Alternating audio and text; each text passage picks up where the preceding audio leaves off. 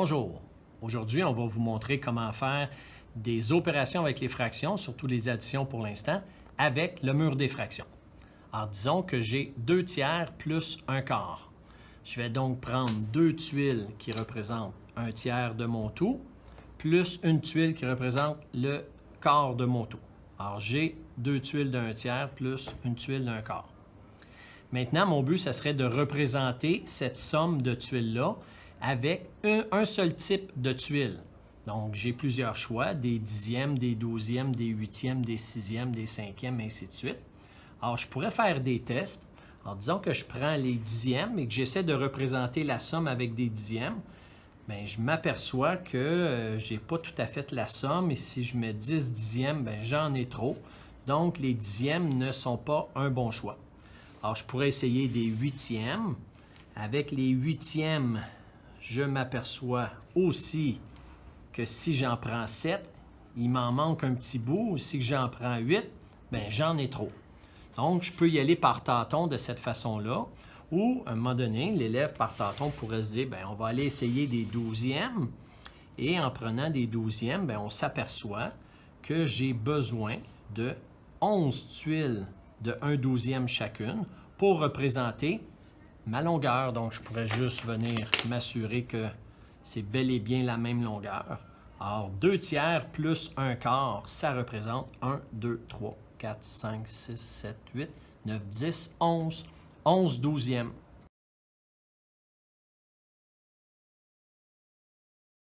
C'est parti. Maintenant, on va essayer de faire le lien avec l'algorithme conventionnel. Alors, si j'ai 2 tiers plus 1 quart, on vient de voir que ça donnait 11 douzièmes. Mais comment faire le lien maintenant? Je vais représenter le tiers avec des douzièmes. 1 tiers, ça correspond à 4 douzièmes. On le voit très bien ici que c'est juste. 1 tiers, c'est 4 douzièmes. Bien, si j'ai 2 tiers, ça va être combien? Bien, ça va être 8 douzièmes. Alors, sur la fraction qui est juste ici, alors comment arriver à des douzièmes? Bien, je m'aperçois que dans 1 tiers, il y a 4 tuiles d'1 douzième qui rentrent à l'intérieur.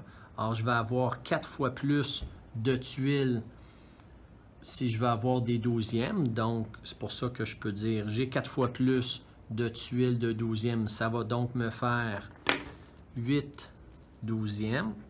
2 fois 4, 8. Et 3 fois 4, 12. Et le 1 quart, bien, dans 1 quart, il y a 3 douzièmes. Donc, pour arriver à 3 tuiles, j'ai donc 3 fois plus. J'ai 3 tuiles de 1 douzième qui rentrent dans 1 quart. Donc, si je fais x3 en haut et en bas, bien, je vais obtenir 3 douzièmes. Et on s'aperçoit que 8 tuiles d'1 douzième plus 3 tuiles d'1 douzième, bien, ça correspond à 11 tuiles de 1 douzième.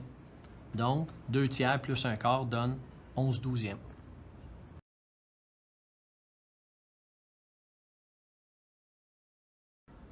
Donc, comme deuxième exemple, nous voulons représenter 1 demi plus 3 cinquièmes. Par tâtonnement, on a déterminé que les tuiles de même couleur qui correspondaient à l'addition étaient des dixièmes. On les approche, on s'assure que tout arrive parfaitement, et voilà comme ça. Et donc, on peut maintenant vérifier que 1 demi plus 3 cinquièmes, ça donne 1, 2, 3, 4, 5, 6, 7, 8, 9, 10, 11 dixièmes.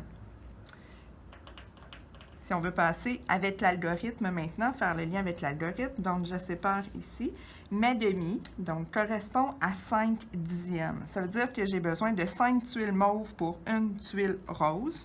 Donc, je vais venir faire fois 5, ce qui va me donner 5 dixièmes. De même façon, mes 3 cinquièmes, chaque tuile de 1 cinquième sont équivalentes à 2 tuiles de 1 dixième. Donc, j'en ai 2 fois plus. Ça veut dire que je vais venir multiplier par 2 cette fois-ci. Donc, 2 fois 3, 6, 5 fois 2, 10.